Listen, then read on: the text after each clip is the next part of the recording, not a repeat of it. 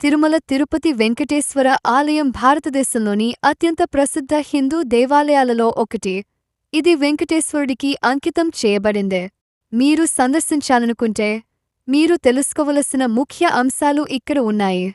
తిరుమలలోని ప్రధాన దర్శనీయ స్థలాలు: 1. శ్రీ వెంకటేశ్వర స్వామి ఆలయం, బాలాజీ దేవుడిని పూజించే ప్రధాన ఆలయం. 2. వరాహ స్వామి ఆలయం, ప్రధాన ఆలయానికి సమీపంలో ఉన్న విష్ణువు వరాహ అవతారానికి అంకితం చేయబడింది. 3. స్వామి పుష్కరిణి, భక్తులు ప్రధాన మందిరాన్ని సందర్శించే ముందు పవిత్ర స్నానం చేసే పవిత్ర ఆలయ చెరువు. 4.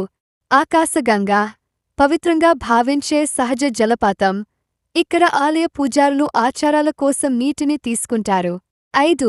పాపవినాశనం, పాపాలను శుద్ధి చేస్తారని నమ్మే పవిత్ర జలపాతం. 6. జపాలి తీర్థం, హనుమంతుడికి అంకితం చేయబడిన ఆలయంతో కూడిన ప్రశాంతమైన ప్రదేశం. 7.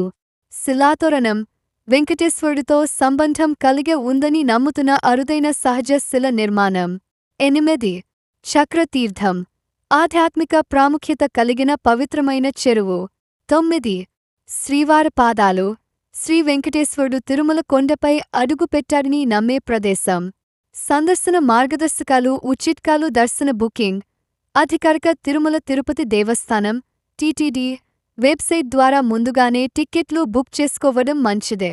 దుస్తుల కోడ్: సాంప్రదాయ దుస్తులు తప్పనిసరి. పురుషులు ధోతియో కుర్తాలు ధరించాలి మరియు మహిళలు చీర ఓ సల్వార్ కమీజ్ ధరించాలి.